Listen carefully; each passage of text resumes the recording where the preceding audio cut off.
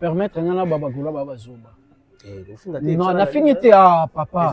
Eza qualificatif, eza injurité. Eza injurité, n'injurité so ebisi muto. Letinga bona mukuse na mukie. So ebisi ngake wa mukuse mukie ofinga nani. Eza ndingi nazali. Naza mukie naza mukuse. Eza injurité bagolwa baza bazoba. Comment ça? So tali scène oyo fali pupa akotelaki o babika sakina kiti. Omona concordance na harmonie oyo epoussé fali pupa akota na kiti. Faire rigoler akota na kiti pour nani? Tout na faire rigoler emo akota na kiti pour nani? Est-ce que scène o faire rigoler akota la kana kiti? Eza scène o bataka kiti.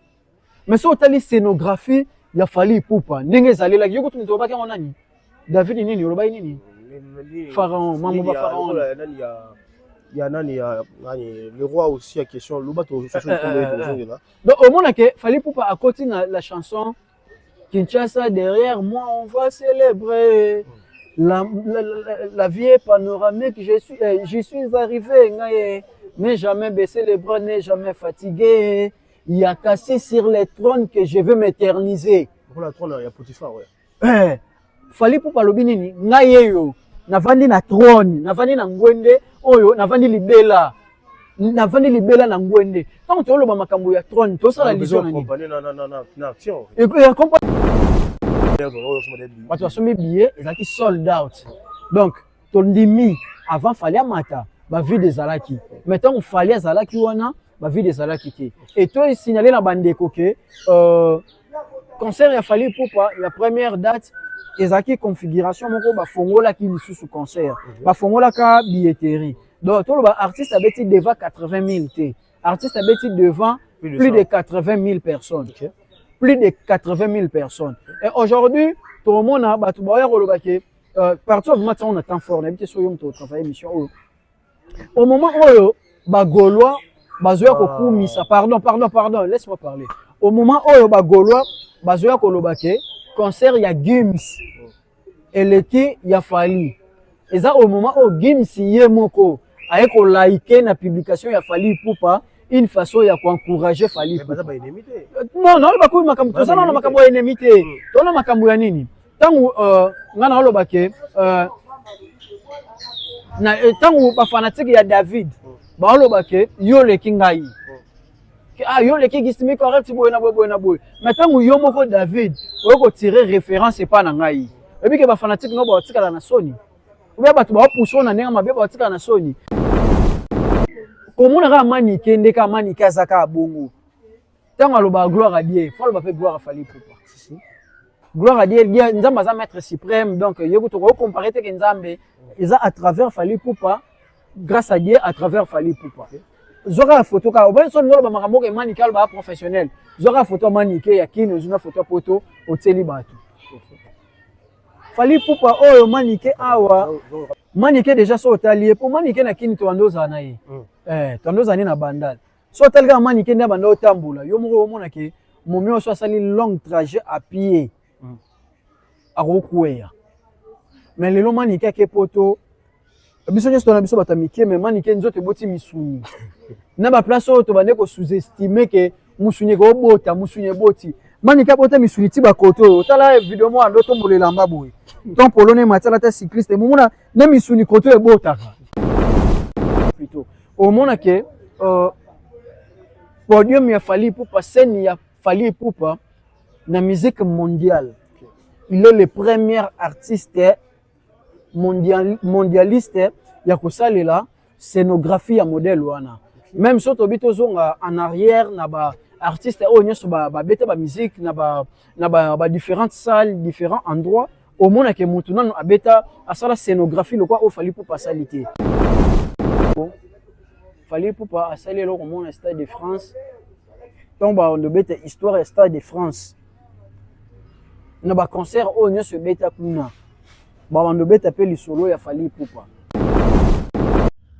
On a tous besoin d'être informés, mais dans un endroit sûr, afin d'éviter de fake news.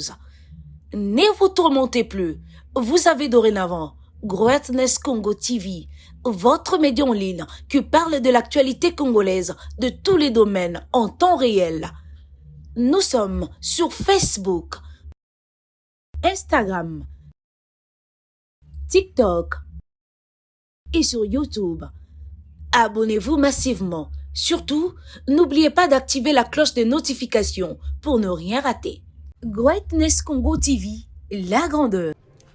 Voilà, bonjour à tout le monde qui nous suit de partout. En tout cas, je dis un grand bonjour à tous nos abonnés. En tout cas, ici, c'est bel et bien moi, votre humble serviteur, David Capo. J'aime le dire, autrement appelé DMK. En tout cas, nous sommes aujourd'hui présents pour vous présenter cette émission. Aujourd'hui, je suis pas encore seul, je suis aussi accompagné avec mon cher frère, mon cher frère, je peux dire Gistimi correct. Avec lui, on va essayer d'analyser le concert de Fally Ipupa. Il est warrior, il parle aussi bien pour Fally Ipupa. En tout cas, aujourd'hui, on va essayer de parler avec lui et d'analyser quand même le concert de Fally Ipupa. Je dis un grand bonjour à mon boss, Fiston Mambaye. Je dis un grand bonjour aussi à mon boss Cyprème. Je dis un grand bonjour aussi à Gloire Kiamouni. Je dis un grand bonjour aussi à ma famille qui me suit déjà bientôt à cette heure, présents qui sont devant leur petit écran pour me suivre en ces temps. Je dis un grand bonjour aussi à ma petite sœur qui fête son anniversaire demain. Déjà, Nadine Toumba Esther, je dis un grand bonjour à vous. Je vous salue de partout. Nous allons quand même essayer d'analyser le concert de Fally Ipupa. Je dis un grand bonjour à Gistimi correct. Ouais, bonjour David Capo et puis bonjour à abonné sur Greatness Sport, non?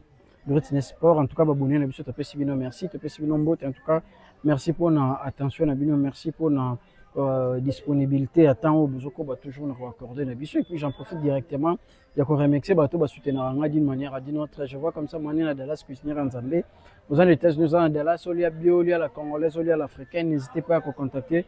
Manina Dallas cuisinière en Zambie, vous avez cité, non pas parce qu'elle a l'argent, mais parce qu'elle aime les gens. Elle, c'est la patronne de la Perrette et Mboma Trofomère. Pour avoir une Perrette et Mboma, il faut avoir 4 ministres en fonction et puis 4 banquiers, 8 personnes. Voilà. Vous avez la Perrette et Mboma. Moi, je suis sur Bambote. Il fait ma femme Bouvrazi. Le Warrior, Open Apesi Bambote Bissika, Azolanda Bisso. Elle est belle, elle est attentionnée, elle a un cœur.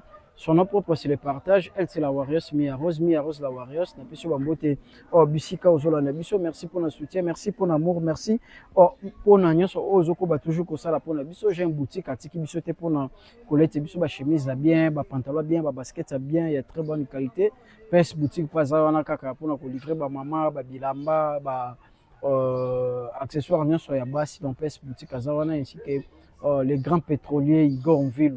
Il a tout pour lui, il a du gaz et du pétrole.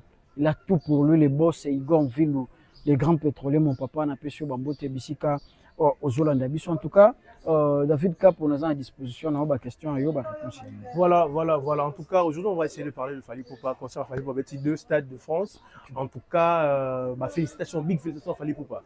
En tout cas, on a senti que le Congolais était vraiment animé par rapport à ces concerts. Tout le monde, grande artiste de la guerre qui a accompagné Fally Ipupa. Tout le monde a qui aussi l'équipe nationale. Hein.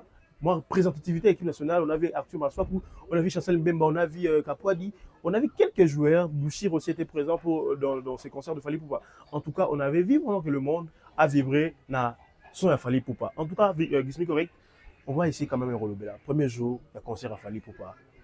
Ok, premier jour, il y a concert, il y a Fally Ipupa. En tout cas, il y a qui, quand on est mort Fally Ipupa, le baki, a fait sa biso des spectacles différents. Okay. Souvent, le baki, le concert est dans le stade de France, c'est Zaraming Mingi.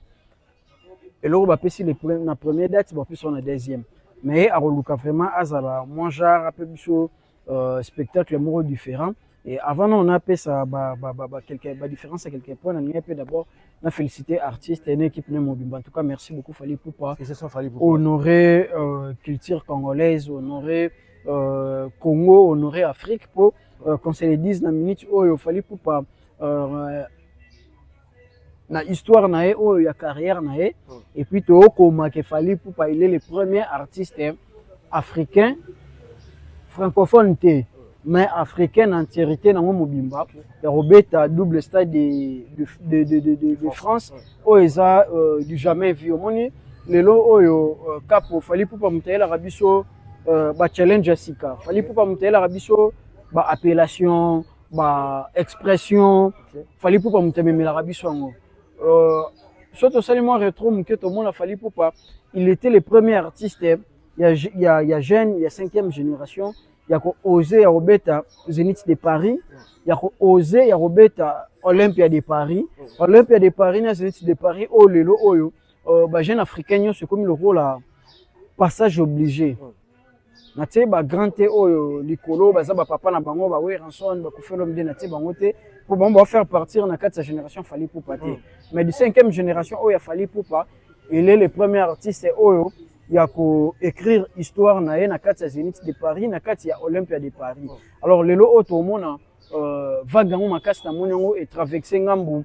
ya bandeko na biso ba ivoirien lelo qu'on se le dise to mona ki Miranda betaki concert na Zénith de Paris to moni ndenge nani Kais Bloom yepa beta na Zénith de Paris to moni loko aneti ndeko na biso mo beta pe musique chrétienne bo comme ne kimi divine bo ba bien comme divine NK divine yepe to mona ki kuna to moni Didi Bepa uto beta concert na kuna moni un leader aza mutu oyo azo sala makambo o batu bazo landa donc ezaka ateke ba bengo leader poza wana o sala le côté o ya ko s'adapter ou bien o ya ko se soumettre de ce que déjà baninga musu basala ki les cas avec Koffi Olomide baka suivait les guides plutôt les grands mopa oza par rapport à trilogie au Koffi Olomide betaka abeti Zénith abeti Olympia abeti Bercy et jeune génération o ya ki après bango nyoso balanda ki trilogie wana il y a Zénith Olympia na Bercy et aujourd'hui Fally Ipupa lelo azu challenge à matisse au moins niveau mususu pour revenir na la question posée il y a premier jour il y a concert il y a Fally Ipupa Capo Fally Ipupa a salé le mon Stade de France donc on de bête histoire Stade de France na ba concert on se beta kuna ba on de bête appelle le solo il y a Fally Ipupa Fally Ipupa n'a pas voulu causala pour faire du nombre par rapport il y a bateau ba petit stade non azaka quoi élément morobo pion morobo azaka na nombre kuna te Fally Ipupa il a fait en sorte que na ba artiste et musicien oyo ba beta na stade des martyrs azala auto benga dame la dame azala pion oyo azaka doublé de pions parmi ba pions o baza moko et puis dame azaka na endroit fixé akolongo awa akekuna asali boy ado avariaka donc Fally Ipupa na minute to loba na histoire ya le Stade de France surtout bito caractérisé on net na match ya dame aza dame auto benga kana ba na koti dame aza dame wana ou aza avec chapeau likolo na donc auto ba lati sanga chapeau ne Fally Ipupa lati chapeau na histoire wana so tali concert ya première date au moins que Fally Ipupa abetaki concert en variété internationale le plus Fally Ipupa na premier concert na la majorité ya artistes au qui sur scène au qui ko accompagner événement tu verras que sont des artistes oyo na chaque début il y a étape où azolinga à franchir ba artiste au bazaki na premier jour au moins que bazo faire partir na étape il y a na nouveau une étape non une étape donc la nouvelle étape au Fally Ipupa azo franchir au monde que artiste wana bazaki na première date entre autres to monaki Mokobe déjà Fally Ipupa tant asali première apparition na ya carrière solo Mokobe bazaki na kati au monde na Wizkid na kati na premier concert na Wizkid déjà ton Fally Ipupa asali Tokos 1 abeta déjà Yakuza na Wizkid au monde Guy de Benzbar ko tuto tsaye na kati aligné on a tepo déjà style ya musique on a Fally Ipupa asalaki mais Fally Ipupa a ramené Guy de Benzbar na kati ya premier jour on est par rapport ya style ya sika oyo abakisi à la chanson Pepele o babeta kina Guy de Benzbar wana o pesa eza parmi les meilleures des chansons ya Fally Ipupa vous verrez que na toutes les deux dates il a Fally Ipupa Pepele wana à reprendre deux fois abeta ki on a première date abeta on peut la deuxième date et particularité a Fally Ipupa azaki plus focus na scénographie alien quand même à travailler podium ya Stade de France na image mususu. Déjà na podium ndenge musique ya musique ebeta melaka. Vous verrez que podium ezaka normal, soit côté leader à Rosala na entrée na on a bâti ba gradin, soit mipandi ba bi que 5 nanyo batele makoto 5 nan batele makoto ye moka zarabwe ba danseuse bazaka liboso. Donc mon décor ezali oui certes, mais décor au monde mingi eza par rapport ya écran géant ou eza na sima na fond bazo illustré. Oye ba ke ba mise ba côté ça. Non, oye ba ke ba mise baza à côté, mais plus fond ou eza na sima wana yango muto au monde akaki et ça les différences. Mais cette fois-ci l'artiste a travaillé sur la scénographie. Bato basela ramingi ba makambo ya bandeko na biso Bozar, bandeko na biso Ina, ba bi makambo no loba, ba o basela ramingi ba makambo ba théâtre, makambo ba nini ya cinéma plutôt. Au monde que podium ya Fally Ipupa, scène ya Fally Ipupa na musique mondiale. Il est le premier artiste mondialiste ya kosalela scénographie ya modèle wana. Même si tobito zonga en arrière na ba artistes oh nyoso ba beta ba musique na ba différentes salles, différents endroits au monde que maintenant abeta à ça la scénographie le quoi au Fally Ipupa salité. Tu as l'impression tant que la concert ya Fally Ipupa apparemment on dirait ça te rappelle ba histoire ya ba pharaon. Na on au monde qui scène on a nezali. Et puis à ça les scène en étage. Scène ya Fally Ipupa ezaki na rez-de-chaussée na premier niveau.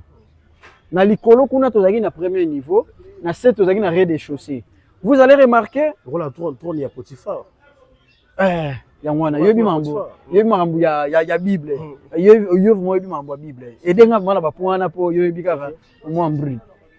Donc au mona ke na likolo na azaki na premier niveau, azaki na scène mususu et puis na scène azaki na scène mususu. Na premier niveau oyo ya likolo place abimela kasaki entraîne na au mona ke ba instrumentiste e bazala ki wana.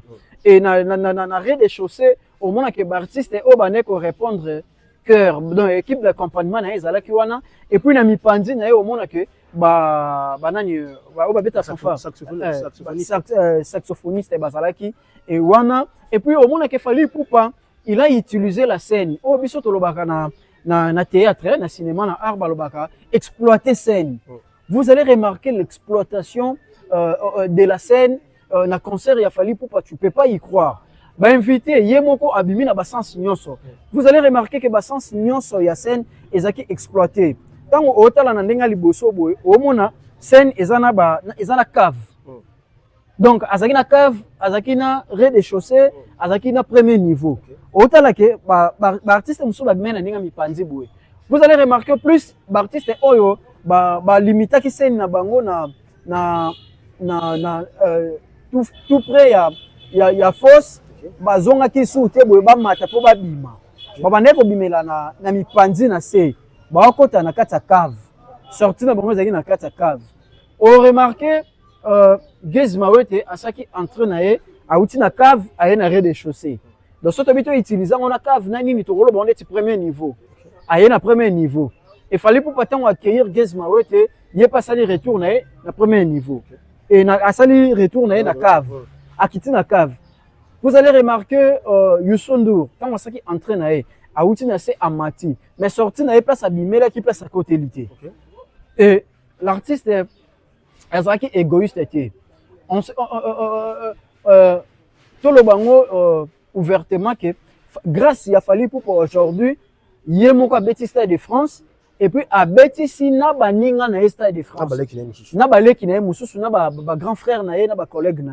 Aujourd'hui na Afrique de l'Est bisika Tanzanie ezali ba pays en Afrique de l'Est ya biso ya continent awa. Oui nani je disais quoi? Oh na baki. Que whisky de nani? Diamond plutôt. Diamond na Afrique de l'Ouest Afrique de l'Est Diamond a commis côté premier artiste ya Afrique de l'Est au ya beti Stade de France. Le lot au Diamond azwa titre wana participatif wana azongo par rapport à nini azongo par rapport ya Fally Ipupa o a invité qui na kati ya Stade de France de l'eau image wana école pe Diamond. Tout le monde a ngoto ba pesa disque d'or ba disque d'or participatif o fali pour papa zwango fali pour papa azui sango bato. Aujourd'hui Diamond Lelo à côté Afrique de l'Est premier artiste et musicien il y a Robert Stade de France. Ici que restaurant retenu au membre déplacement de souffle tout le bac Lelo concert il fallait pas du côté scénario il a vraiment respecté du côté scénario tout le monde qui a exploité scène naïe normalement étant que un artiste complet. Oui, côté scénario vraiment exactement na erreur mon côté. Du côté scénario, il y a double concert, il y a fallu Poupa. Jusque là, dans le presque il y a premier concert. Au moment que Toi, on a premier concert. Toi, on a premier concert, oui. Fallu Poupa a respecté scénario où on a préparé qui pour na peut-être un bateau ça qui n'est préparation comme on a beré voilà. Mais aller ni comme ça par rapport il y a beau avoir tout le monde que scénario ils ont très bien respecté. Ba entrée, ba sortie, ba timing so ça qui bien respecté tout le monde a concert ba linga ba katango tout ça rappelle muke fali pour pas tant waleki na Planète Rap on a présentateur il y a Planète Rap à BC kuna na Stade de France ceux qui Olexi Air ba katara et vous allez remarquer il y avait un monsieur azaki munene boye mtaki don a bengel roi azaki net chronomètre chronomètre il a fallu pour pas donc minutes nyonso fallait pour passer la communication non. Vous allez remarquer la première date tant abeta atali air habité mais déjà to sali show boye risque ça banze mo musuto beta ngote mais ce boye lobby boyo ka banze mo mususu boyo ka intégralité ya ba chanson et fallait pour pas professionnel qu'il est ayebi ana communion public abi banze mo nini oyo ba moment nini au public alingaka akomisko ko betela bango ba séquence il y a chaque dans chaque séquence il y a ba chanson oh il y a ba temps fort il y a ba chanson abandi ko beta tout le monde a ambiance c'est ça qui est normal donc sur ce fallait pour pas le premier concert il a bien respecté spectacle il a bien respecté donc a respecté nyonso et tout le monde a que invité bazaki satisfait au monde a que fallait pour pas accéder même whisky de scène à tout niveau tu vois na posa boyo ABC Wizkid scène yango yo natikela yo en anglais natikela yo ba fanatique pe ba yoka yo Wizkid abi oui à tout niveau ba fanatique bona posa yoka Wizkid en dehors il y a collaboration il y a chanson au babete qui na Wizkid au babete na XX atikeli Wizkid il y a qui na qui ko changer bilamba tant asili ici a récupérer scène le même que ça là qui pas Mokobe atikeli Mokobe scène a kene ko changer bilamba donc au moins il fallait pour pas au-delà il lumière au azanango azo vendre après il mange na ye aujourd'hui to bané comme on a le roi neti ba anglophone bazo mener musique congolaise anglophone baza likolo ya musique congolaise aujourd'hui fallait pour pas ala kisana biso que musique congolaise eza kulutu eza fondement eza base ya musique africaine aujourd'hui fallait pour pas apaiser Wizkid de lumière obiso to bané comme on le quoi impossible ton nom on a que Wizkid ba nigérien ba nationalité mususu on a des cas faut ba parrainer biso aujourd'hui fallait pour parrainer Wizkid et prévenir sauter le deuxième jour Wizkid a boya kokende Wizkid il a été debout juste à côté il y a podium il a fallu pour admirer la bonne musique il a fallu pour au monde que Wizkid azaki ona mupanzi ayoki pe musique il a fallu pour pas nenge fallu pour pas azoyemba donc aboyi kokende azaki ona pe à vivre un spectacle abetela eli solo voilà donc pour conclure au monde que nasuka ya premier concert Malka oza princesse ya famille Poupa ayaki wana avec masque nasuka concert tomba yo latsa papa na ye voile wana noir balatisaki pa deux sœurs na biso et il fallait pour nani Malka bimaki wana alatisi papa na ye masque o eza presque identique na visage ya aigle au moins que côté ezaki munako eza masqué côté bimisi ba poil donc premier concert na biso eleka kitoko makasi permettre moi capo na sala quelqu'un na quelqu'un touché bablo musu peut-être autour de question par rapport ya ba les on dit et lobami na communauté je voulais d'abord on a communiqué aux équipes message en malamu avant de toucher nini communauté congolaise aujourd'hui au monde a Jomongo a un problème à méga Jomongo a un problème il y a téléphone a utilisé tant sous marque de téléphone mo ils non accessible était et répondre dans ba norme était mais mon ayo na yo ba que non fallait pour pas la première date ça était sold out c'était tout le monde qui va vu des qui na concert tout le monde qui boye na boye les lots tout ce qu'on fait tout ça na moteur moko boye ya moteur mondial oyo e généraka ba formation ya solo fiable to benga ngo Google. Bref, on est surtout utiliser to retala ba concert ya bandeko musu ba beta ki poto en exactitude ya ba montant au moins ya ba nombre de places au moins que to keneka recours na Google. En tout cas, ce qui est vrai, en tout cas, je veux dire à tous les abonnés, tous les internautes qui nous suivent, en tout cas, le premier date à Fally Ipupa était vraiment à féliciter. En tout cas, tout le monde était vraiment, nous aussi, étant que les analystes, on était devant nos téléphones pour suivre l'intégration de ce concert. En tout cas, Fally Ipupa, c'est un musicien qui a osé quand même à faire quelque chose. En tout cas, il était bien accompagné par rapport à le premier jour. En tout cas, il fallait pour ça qu'il vide. En tout cas, Azam a mauvaise foi. En tout cas, tout le monde a deuxième concert, estimé correct. Deuxième jour à concert, tu vas continuer état. Et tant que vous avez un communicateur, vous allez regarder, vous allez en tout cas, qui dit. Bon, déjà, nous avons un problème avec notre communauté lingalaphone, surtout lingalaphone. Et ça pour et ça pourquoi dans notre communauté, même tout le monde a Kinshasa, beaucoup de staff mais il y a toujours des gens qui viennent en retard. Il y a d'autres personnes avant il y a d'autres personnes bazara sir na bilamba balatike. Omoni atali nina lati boye et batu bake na bango na. Omoni batu musu balingaka atala pe baninga ninge balateli. Donc communauté na biso lingalaphone, notre sérieux problème ezaka yangwana.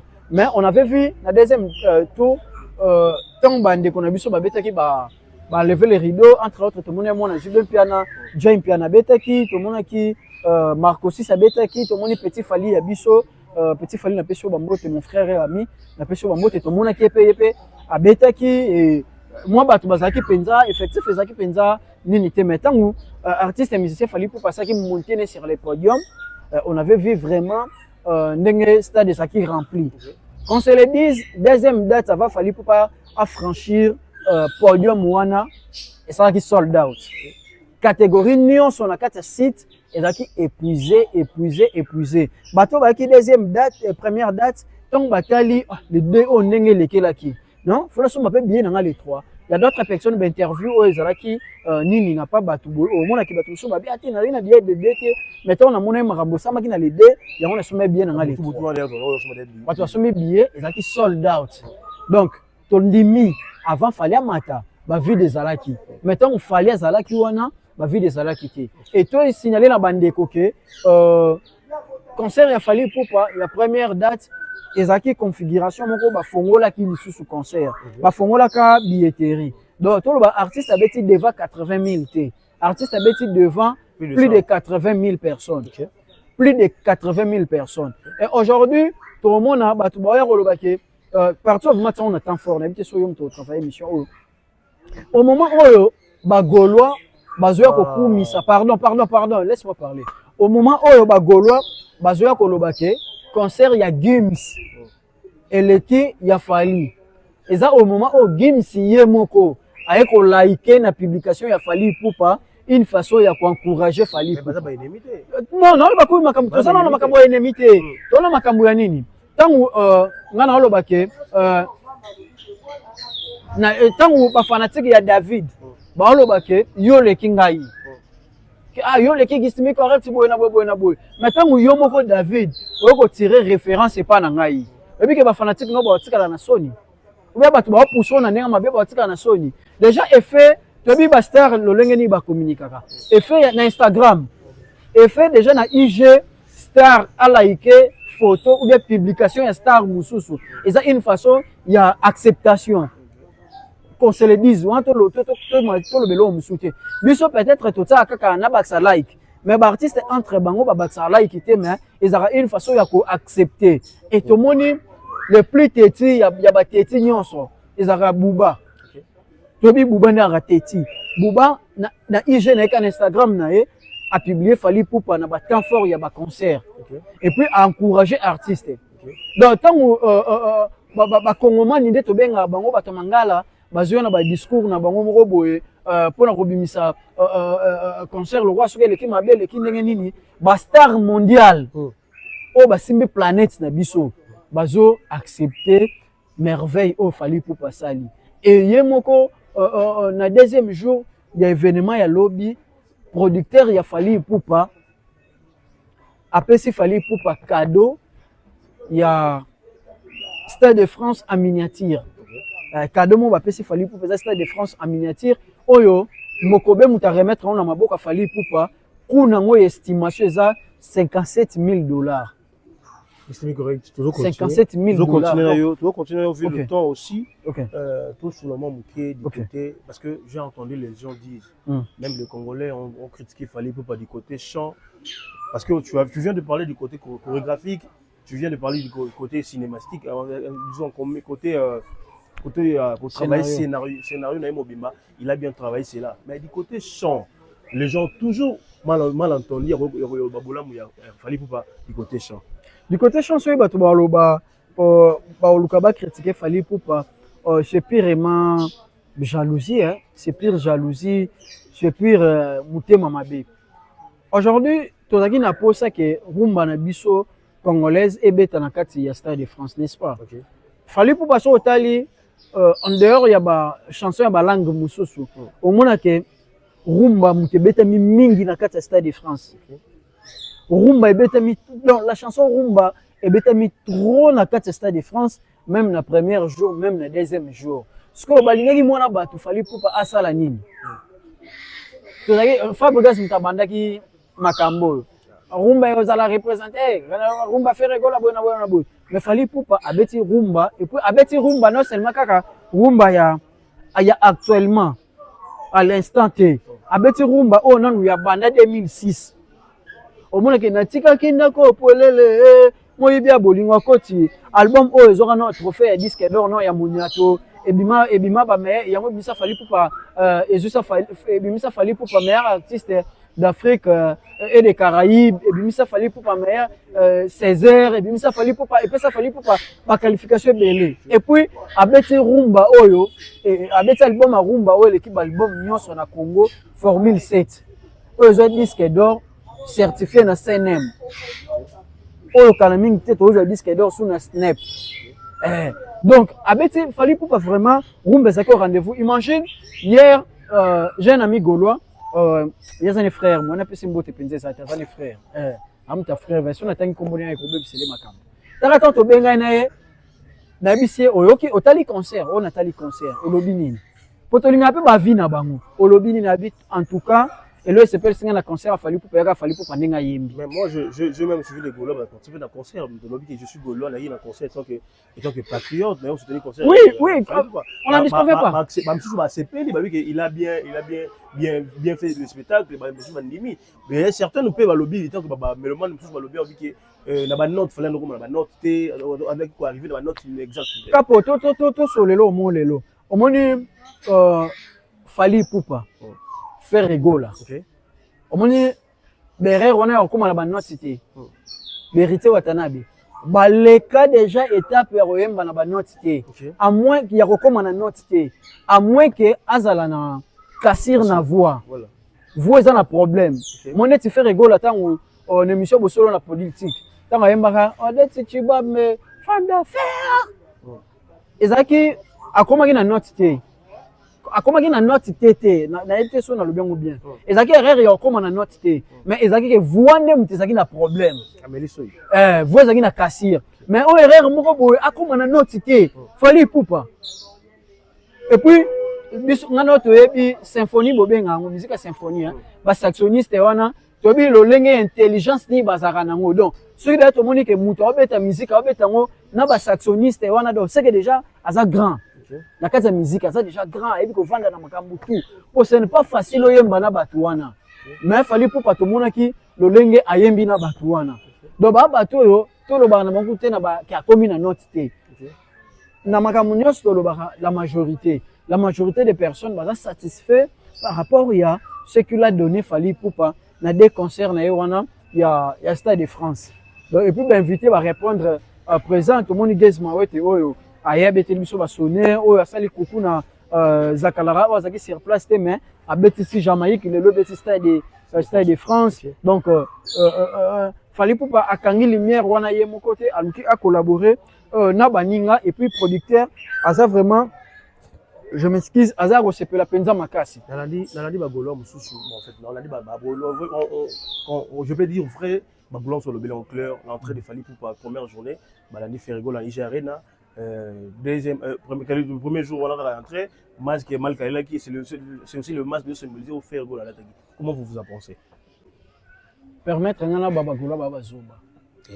Non, on a fini à papa. Ils qualificatif, ils ont injuré. Ils ont injuré, n'injuré, soit ici moto. Let's go na mukuse na mukie. Soit ici na ke wa mukuse mukie au finga nani.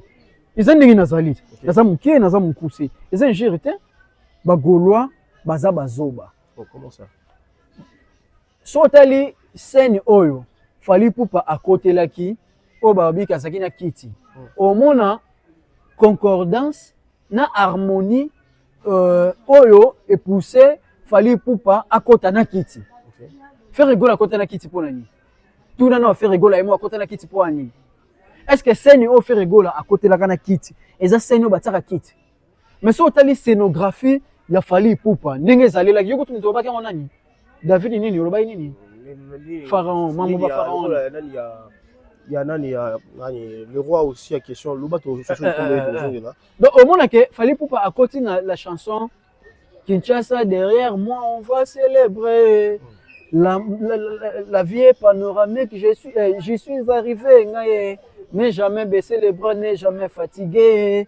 Il y a cassé sur les trônes que je veux m'éterniser. Pour la trône il y a Potiphar ouais. Fally Poupa lobi nini ngayeyo navandi na trône navandi na ngwende oyo navandi libela na ngwende tant to loba makambo ya trône to sala lizo nani na action et accompagner na action Fally Poupa avandi na trône avandi na ngwende donc scène wana mobimba elakisi makambo ya nini wana lobi ya trône ya soki ya nani wana yo lobi sur Spotify so nani. Mais les gens parlent de mal de Fally Poupa mais la concert à Fally Poupa on va avant d'entrer dans la news, pendant que la population est dans le stade, on écoutait la chanson, il y a Weranson et Betaki pendant la cérémonie. Bah DJ va Betaki Weranson, même il y a Fergo et Betaki. Il y a Kofi Olomide. Je sais pas, c'est le OP placement. C'est le OP Betaki. Après place à générique Mobouana. Mais comment les gens traitent Fally Poupa comme un gras, mais la concert naïe, va dire mon ébéti. Nous avons un sérieux problème au Congo, c'est Fally Poupa. En termes, il y a bon sens. Ils ont Fally Poupa. Tout ce qui fait Fally Poupa, bah tu vas mon angoka mabe. Après Ebima Malamu. Fally Poupa, après ça, artiste oyo, ana posa. Talaka Fally Poupa abetista des martyrs oyo. Abetista des martyrs oyo alobi, non abetista des martyrs au nom d'une génération. Après Fally Poupa faire rigoler betete. Héritier betete. Félix Oazé quoi kuta génération na bangote, mais abeta yango. Et Fally Poupa tout ce qu'il fait au nom d'une génération. Il n'est pas égoïste. Stade de France, en dehors, il y a tout le monde à Stade de France, il y a bateau va continuer à Kati. Total, des milliers de spectateurs au Balandi concert wana. Hormis Bandeko Bazana Kati à Stade de France. Pour la Kati Stade de France, il y a 80 000 ou bien plus de 80 000. Jusqu'au des milliers. Jusqu'au des milliers de personnes au Balandi concert wana. Imaginez Oyo, Fally Poupa peut s'y léoter. On peut s'y faire arrêter, on peut s'y profiter. Quand même, les lumières, on a zalanango, aza égoïste été, azo kaboulona bandeko. Imagine na concert, il y a fait rigola, mais tu as un concert. Mais vu que Bazaki n'a pas ça concert et qu'il n'est plus loin, bah illustre, il mange, il a fallu pour pas il a fait rigola. Il fallait pour passer là, et puis il fallait pour passer de France, il mange Robima, et Bima, quand il moment, il fallait pour passer, il monter dans le podium. Imagine wana ya concert wana yobima bandana e bandeli ya concert titango badekona nyoso bazobeta eza moment na nyoso image ya concert ebima donc c'était une façon ya kokabola pe kopesa pe bandeko mususu nini lumière et na moni bandeko mususu balobi ke Fally Poupa concert wana na moni no litambo public yango na moni ba Gaulois au concert wana ezaki soutien par rapport maloba son excellence Patrick Mouya ya lobaki na yango po ngo komana ngo so rinde na anticiper so eza question tinga question comme ça na répondre par rapport à ce qu'on a entendu il y a gouvernement Patrick Mouya ya lobaki excellence ministre des médias communication il a dit qu'il n'a jamais été contre un artiste. Il soutient tous les artistes comme il a soutenu Fally Poupa. Mais par rapport il y a Meloman mususu lobby que en vrai c'est comme si que Frère Ergo la Bexit Accord Arena, personne ne l'a soutenu. même bah, grand frère musicalement, ne les a pas soutenus. Même aujourd'hui, on voit qu'il fallait pour pas jouer le concert, mais le gouvernement a mis le poids de pouce. Aujourd'hui, on a vu le gouvernement, même le membre du gouvernement était au Stade de France, même le ministre de la communication il était là à la France. Je ne sais pas comment vous disiez. Est-ce que soutien les gars pour la famille ou pas? Non, soutien les gars pour la famille pour partir. Le problème c'est quoi, Capo? Faire égaux là à petit concert na Accor Arena. Moment où faire égaux la concert à petit Accor Arena, oh bon bah les là qui va soutenir faire égaux là. Fallait pour pas abetango sous une tension moko intense oyo au pesi mbombo aboyi na 2020. Fallait pour pas déjà à lembisa makambu ya babiloko wana ya ndeti ya bakor arena.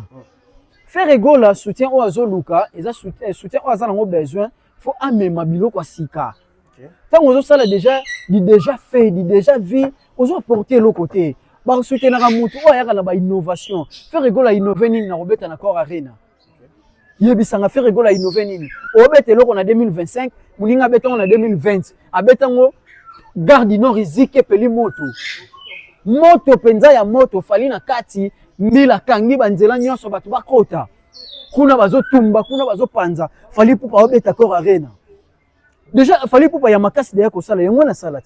Parce que yo bête nos places moi il y a 20 000 aujourd'hui configuration 11 000 bon soutenir yo nani. C'est la toute première fois un Africain a un double concert dans le Stade de France. Okay. Stade de France c'est le roi Stade des Martyrs. Donc ça Stade ya munene ya mboka. Donc ça le roi net tout le monde a masamba débat côté Stade ya Kintele pour ça na Brazzaville. Donc ça Stade ya munene ya mboka. Le temps où muto ke bête kuna faut azala soutenir na l'état. Et puis quand on va soutenir on a l'état, faut tout ça rappeler nuance. Bah tout temps on va soutenir on a que le gouvernement soutenir rien, éviter ça la lésion la mine. Déjà ministre na biso ya communication une façon ya ko lobela événement et ça une façon peut ya ko push événement. Déjà derrière concert il a fallu pour pas n'est pas lui-même à sa propre producteur il y a concert na été. Il a un producteur, oh, non, comme moi, mais c'est Giroud. C'est Giroud. Groupe avec GDP. Giroud Drou Production. Donc, ils ont une maison de production et depuis 1986. Chaque année, a produit plus de 600 concerts dans le monde. Donc, Jonas Zali a un Vouandou. Donc, en manquant qu'il est l'autre côté, pour nous remettre 3 concerts, pour nous remettre 4 concerts, pour nous remettre 5 concerts. Soutien au gouvernement Zoloba, bangomo ba yebi lolenge ni ba soutenir fali poupa il y a individu mais il y a concert pour derrière ces concerts ils ont un producteur ou ils ont na eventus na ene balobaka ana maison de production na a produisera déjà d'artistes abeta Burna Boy abeta Aya Nakamura abeta pas mal des artistes et musiciens minene donc bandeko ba regretter te faire égaux la faut aya na innovation. Ayana makambo sika. Imaginez déjà, fallait pour pas aller à Stade de France. Parce qu'on fait rigoler tant on bête Stade de France, gouvernement faut soutenir rien ami. Et ils en ont déjà fait. À soutenir rien en tant qu'ami. En tant qu'artiste, à promouvoir un peu culture à Yamboka. À promouvoir culture Yamboka très bien. Na yemoro na recréer makambo na ye. Net il fallait pour pas à beta na Angleterre. À beta Arena 0D. Configuration na ngoza 20 000. Mais ceux qui va bouger en bien, va bouger en bien comme à 22 300. Va bâtir à 2300 places. Parce que imaginez la zone anglophone, fallait pour pas bêter déjà stade il y a Wembley, comment bêter stade il y a ING comment Ovo Arena. Bêter déjà Ovo Arena dans zone anglophone. Ils ont 13 000. Après une année ou bien 2 ans, on a même Angleterre, on a Québec, est-ce qu'il y a 22 300. Aux hommes on a une innovation au gouvernement faut soutenir Yangwana. Mais où est déjà il y a une innovation bêta Arena Grand Paris. Arena Grand Paris où bêta on déjà ça sur 9 000 pour soutenir yo poani. Donc ils ont on a que soutien faut pas ça la ngona babiloko où il y a nouveauté. C'est faire égaux la landaka nebino. Faire égaux là. Alors on fallait pour pas. Patunyo so baye biango. Un artiste qui s'appelle Biki Rouge. Un artiste oyo yemoko vraiment vandi une équipe na ba vandi babi bana le loza Biki Rouge oza correction correction ya RN. Après avoir fait l'examen. Kasi, si yo banozela loka batu so basali yo corriger. Pourquoi ne pas que yo m'oppose à l'examen? En vrai, tout le monde fallait pour pas, il faut le lot pour un concert, on a un stade de Simba, ils ont featuring. Il faut fallait pour pas le lot, ils ont featuring té. Pour première chanson, il fallait pour pas côté le stade, ils ont chanson featuring té. Ils ont chanson où ayemba ya chant. C'est un noir chant. On a gagné. Ils ont chanté. La featuring parce que on a vu peut-être, on a vu que toute l'Afrique était derrière, il fallait pas. On a vu avec Batou Baouti, Gabon, Baouti, Tanzanie. Voilà par rapport aux musiciens ou bien il y a invité, non pas les invités, Batou qui pour soutenir dans le concert. Déjà artiste il fallait pour pas à l'ombre déjà artiste dans l'Iran, il y a artiste congolais, il fallait pour pas comment artiste et musicien international. Donc azaka ya biso ba congolais te, fallait pour pas artiste na biso ya biso Afrique mobimba ya biso monde mobimba. Et donc il fallait pour pas eza non seulement ba featuring. Sur tel album ya sika ya liboso fallait pour pas abeta ta monsieur featuring kaka na Chris a bezaki na deuxième jour. Avec Chris le charismatique. Ba beta na Chris, ba obeta na Mokobe. Et c'est là où Chris Kana Mokobe bazara la première nini sans compter bandeko ba côté poids na album wana. Mais au moment que featuring ya bandeko libanda ezalaka Chris na Mokobe bango mibaleka so na bosanité. Chris Kana Mokobe. Est-ce que tu reloba que ce que zaki ba featuring fallait pour pas déjà na premier album na alingaki enrichir yango na ba chanson o afité. Mais enrichir ça album na liboso justement na ba rumba. Au moment que album ba chanson o était coming fallait pour peser ba chanson rumba eza ba chanson o ezaki fitete donc bato bandeko ba lo ba bongo eza pasi eza soni on pouvait arriver na ngana ba tsakelo moko eza soni mutu elo bisa bongo bongo fallait pour ba beti Stade de France à ken ngote Stade de France ezaka wana na Saint-Denis place ezalaka et na moni CBC Media Central Base a exposé numéro il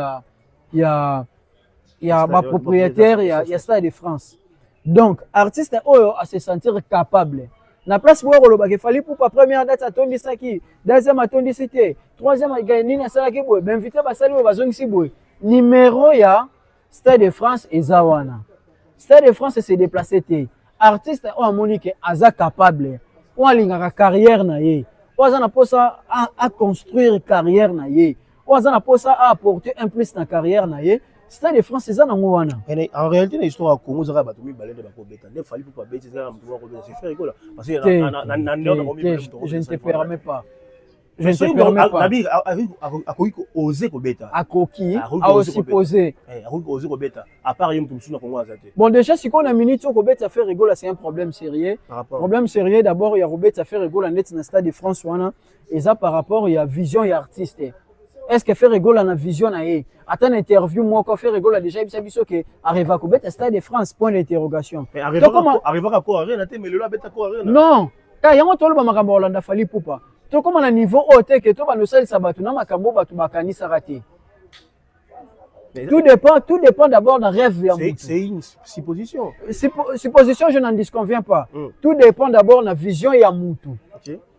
Moutou, est-ce que vision na neti eza parenthèse moto fongola. Nga déjà avant na mambo chronique oyo, eza rêve nga déjà na bande ko rêver.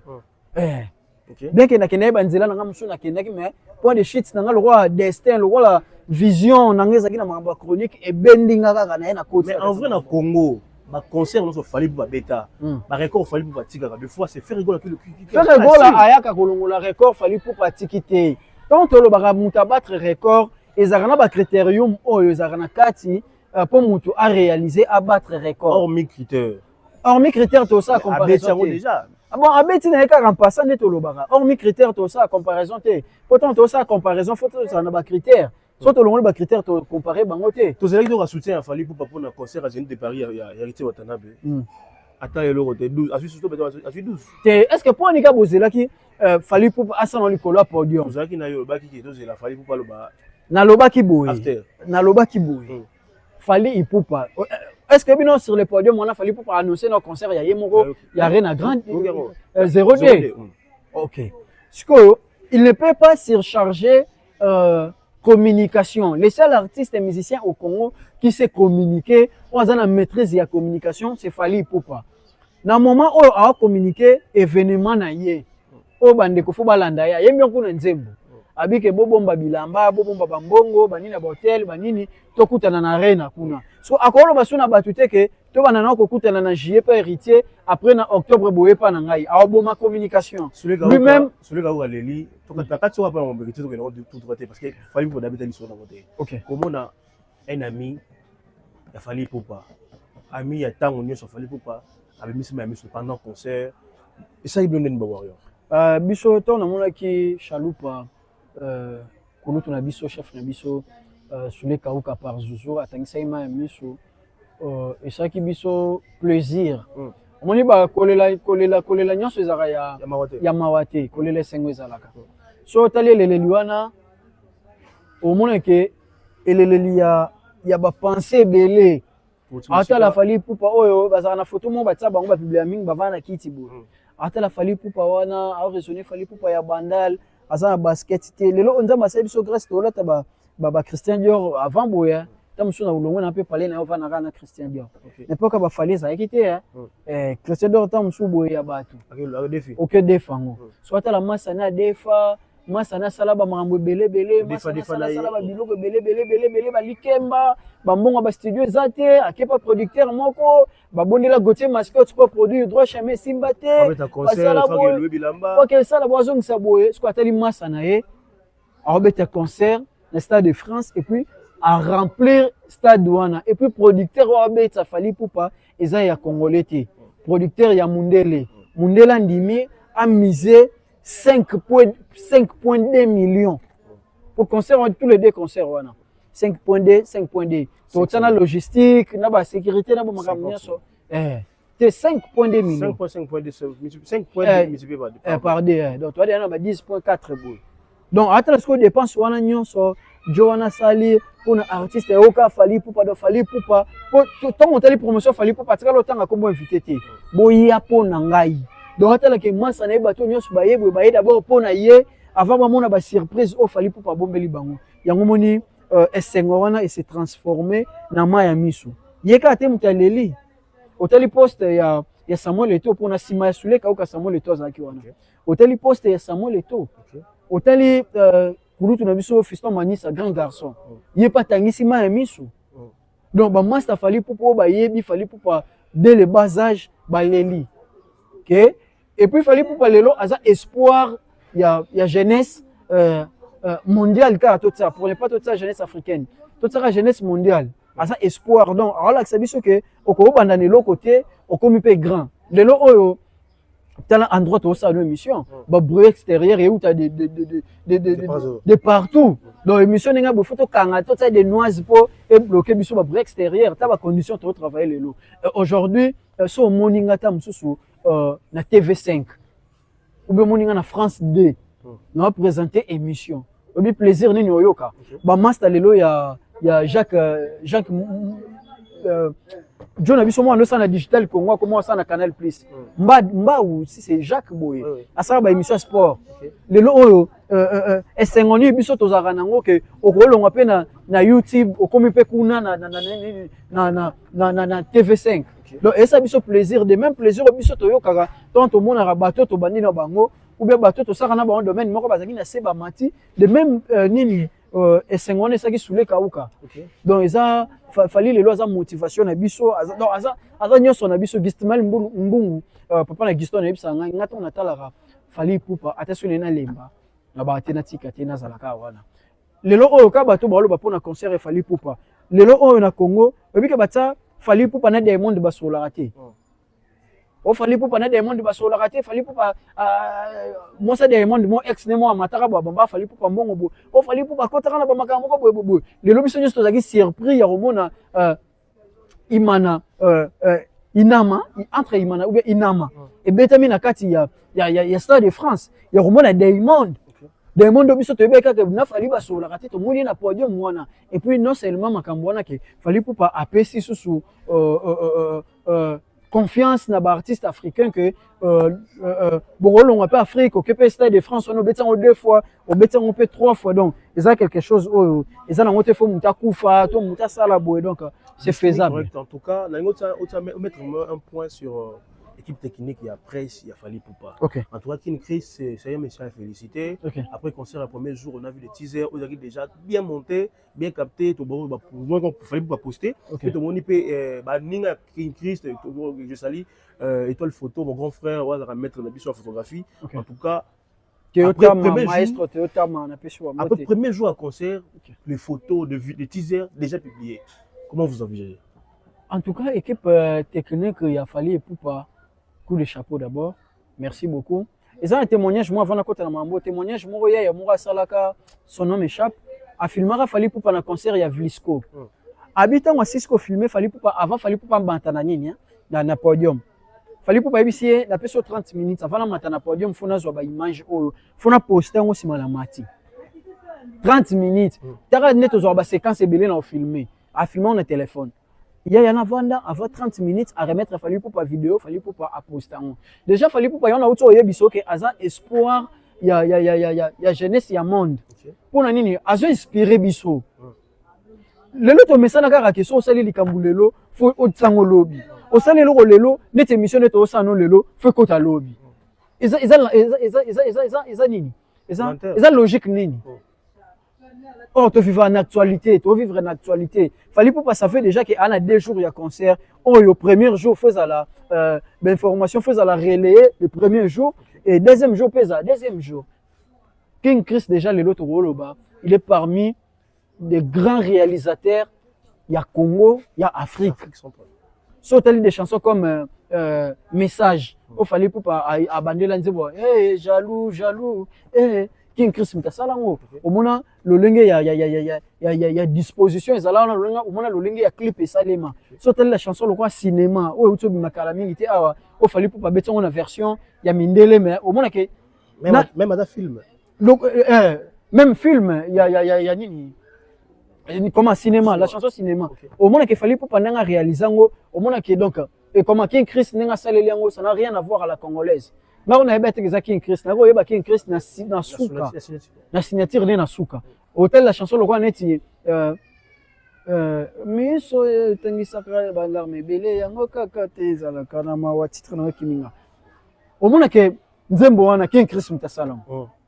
Donc King Chris lelo aza parmi ba grand ya mboka na biso. Et ngana zo ki chance ya kotala ba vidéo oyo c'est que j'ignore, c'est que bien, à ça piquant entourage, a fallu pour pas, parce qu'il place ba caméra, ba matériel les alaki, qui increase pas alaki wana, alaki d'ailleurs concentré, à eba qui le lengue nini, à cause ça la musala nae. Donc ba matériel aux alaki wana c'était na niveau mususu, penza. Matériel. Donc salon matériel. Salon ya matériel, il y a ba caméra, il y a ba nouveau, ba black magic, donc ba matériel, il y a ce autre, c'est actuellement plutôt. Et on a fallu pour pas Azaki donc King Chris coup de chapeau Aza maestro Aza maître donc Aza déjà un niveau moko élevé et fallait pour pas ba tu ba benga mutaketo alinga te baninga ba avancer afongolela baninga mutema te alinga ko propulser baninga te alinga makamnyo chez la ka ye mais azuk akokane pe ko mundele mona poto on a assuré qu'on signalait que presque équipe Mombe travailler qui ba minde ba na bango mais équipe travailler ba congolais il y a presque beaucoup de congolais qui qui ça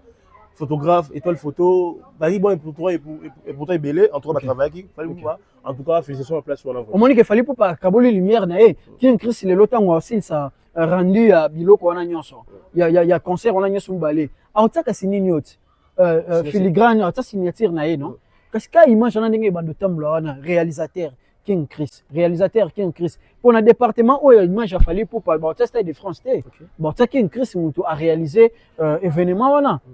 King Chris lelo oyo o comparé na nani dans la minute en termes de comparaison aucun Chris a sali réalisation ya munene ya monde réalisateur complet réalisateur il y a double stade il y a fallu pour en France c'est ça King Chris donc oyo réalisateur moko te congolais oto yebi ndaku oto yebi makambo belé oto yebi e bandeli na ye asali yango donc lelo o fallu pour pas déjà azoteka donc na ba master na ye amatisi na ba fiston ça na podium. Donc, comme si c'était de France, on est martyr. C'est un matin, maman, asali comédie, amati si baba frère, ya kibinda de lui ma fingana, c'est le Kibinda, alors que Doudou Kibinda, dès qu'on monte à Zangi, mais tu es bien ni tout ça. C'est correct. En tout cas, nous sommes arrivés à la fin. La ligne Gaulois, peut-être un message qui est mal transmis par rapport à mannequin. Elle a mal parlé peut-être dans le concert à faire. Il a fallu pour parler que il y a concert parce qu'il y a comment déjà média international, à des stars monnaie. En tout cas, bah propos d'un les un peu en tout cas, est-ce que les Camerounais par rapport au Manika Lobaki? Ouais, par rapport au Manika Lobi, bango bossa na bango makambo. Facilement, j'ai sali mon père Aïdor Bokwala, il a PMB certifié, Aïdor Bokwala, il a PMB certifié, chef de guerre Nabiso. Alex Wechi, voilà ma père na pinza. Donc ngana tambola ton na yo embrasser monde na bango. Ndena bango moni na makamusu libanda na ndenge na tamboleli na bango.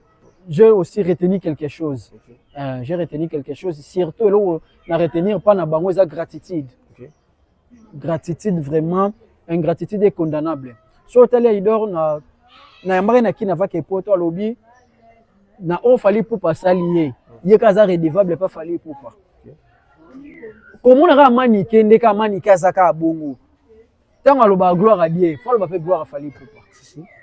Gloire à Dieu, nzamba za maître suprême donc yeko to comparer te nzambe ils a à travers fallu pour pas grâce à Dieu à travers fallu pour pas. Zora photo ka oben son ngolo ba makambo ke maniqué ba professionnel. Zora photo maniqué ya kino zuna photo poto oteli batu.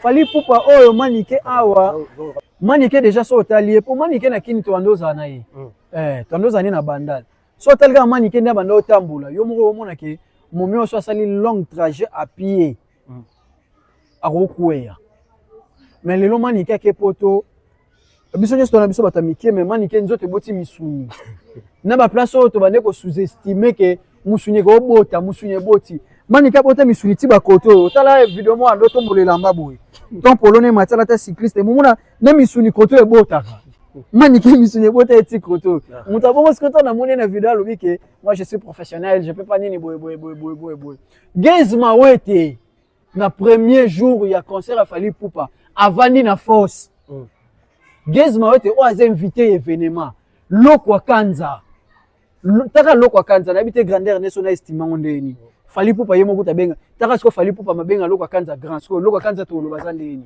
avani na force invité a fali pupa lokwa kanza avani na force concert ya fali pupa nani Wizkid oh Wizkid to bi Wizkid loko nini aza okona na Afrique atelemi alisiko soko to batona na tengelo ka misatu place va se retrouver manika ko sala wa manika ko sala bonda concert vraiment par contre musika à côté te Christine correct manika le professionnel ici correct en tout cas je peux dire ngena le beka le romoko pardon capo et lo esel ba manika ba se retrouver bongo eza biloba loba na bifinga finga bango mutu ba yebisa biso ke fallait lingara batu ba finga raté mais bango moso baleki na TV bakomi ko finga Aïdor azubadji Alexis Wechi azubadji batu ngana moni Valdi tambo na pesi mbote azubadji manika azute poani ils pour na maloba mabe oh là là Aïdor na moni na Alexis Wechi tangu fallait aobima na nini na loge na e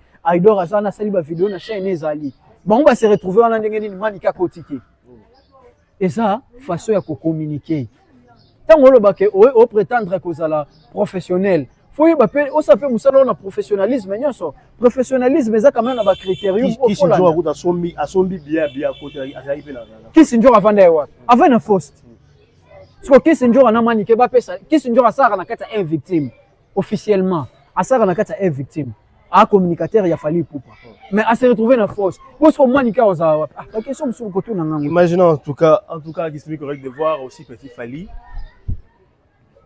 Babu Namboka avec Stade de Martyrs, avec Palais du Peuple, Nassima Fali pour parler l'eau, avec Stade de France.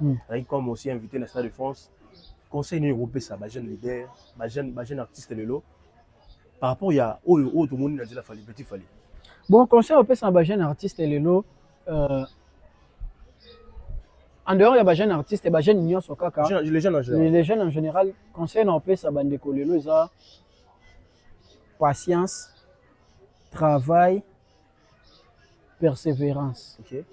Mista toi na faut travailler, faut persévérer, et puis faut zapper la patience. Ok. Aujourd'hui, bah moi ça me soucie bah comment battre cop à ciment pour un iPhone.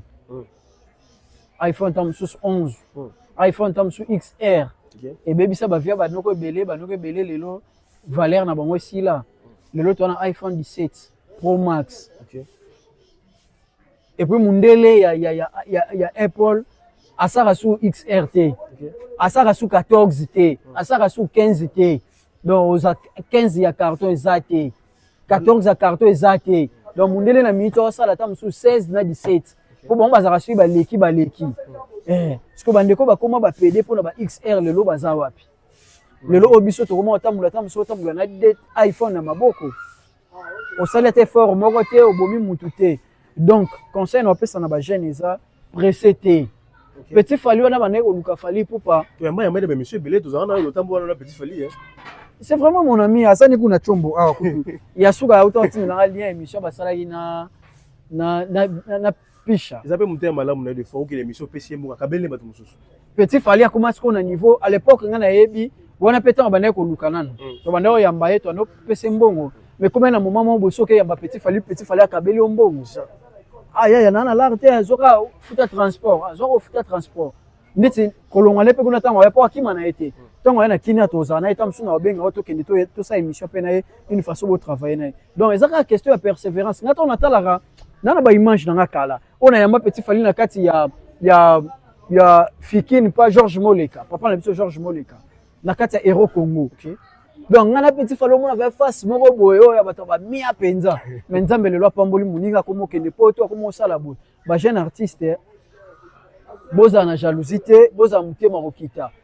Nzamba alobi te ke so ngo pambolo Alexoka na maboko afali pupa te. Nzamba ko pambolo pe na ndenge na yo, opambwami pe osali pe makamu na yo. Biso nyonso ba jeune to longolaka image na biso photo yaka to s'attacher na fali pupa te. Bénédiction ezaka na maboko afali pupa te. Pona moni lelo batu nyonso bakomika ko braquer biso na pas fali pupa. On est bénédiction ezaka na maboko afali te. Na domaine o zali travailler na yo kaka, travailler na yo kaka nzamba yebi ndenge nini opambola yo. Akopambolo pe na maboko to mususu yo zela fali pupa mais bapamboli oke okomi attaché de presse ya pasteur mo songolo ya musicien mo songolo hormis fali pupa. Donc conseil au pesa na ba jeune recette pleke stock na mambusi loli omona nzamba osunga. Vraiment merci Gismi correct. Ça n'est fini pour aujourd'hui. En tout cas, je dis un grand merci à tout le monde qui nous a suivis de partout. Je dis un grand merci aussi à ma grande sœur chérie, à la Warrior. Moi j'aime l'appeler Sabrina Kalombo. Elle m'a dit toujours je vous dis un grand Sabrina Kalombo. Sabrina Kalombo, c'est ma grande sœur chérie. Ok, pesa longa ye. Asa États-Unis. Ouais, des États-Unis sur là bien fort. Je dis un grand merci. Sabrina Kalombo na senyo ah David Obango pesa na yo. Oh c'est sa grande sœur. En tout cas, je dis un grand merci à vous ma grande sœur. Je dis un grand merci à toute ma famille, à toute la famille Christmas Congo TV. En tout cas, je vous aime tellement beaucoup. Gismi correct. Bambote na suka bato. Bambote vraiment quand espace qui togo ya biso espace mavuzi na njili na quartier c'était pas papa na biso François mavuzi wa tsara biso vraiment très à l'aise au moins que retourner aux à l'aise aux à libre aux sale émission on a kimia nyonso donc so za pe na poso se détendre au l'extra journée soirée na place mo ya calme aux à la déranger te au ba makelele inutile zate donc partout aux ala donc tout espace mavuzi njili quartier c'est aux ala mobimba donc abonnez-vous massivement, commentez, partagez pour cette émission, ça nous fera énormément bien. Je vous dis un grand merci et au revoir à la prochaine. Bye. On a tous besoin d'être informés, mais dans un endroit sûr, afin d'éviter de fake news. Ne vous tourmentez plus, vous avez dorénavant Greatness Congo TV, votre média en ligne qui parle de l'actualité congolaise de tous les domaines en temps réel. Nous sommes sur Facebook, Instagram, TikTok et sur YouTube. Abonnez-vous massivement. Surtout, n'oubliez pas d'activer la cloche de notification pour ne rien rater. Greatness Congo TV, la grandeur.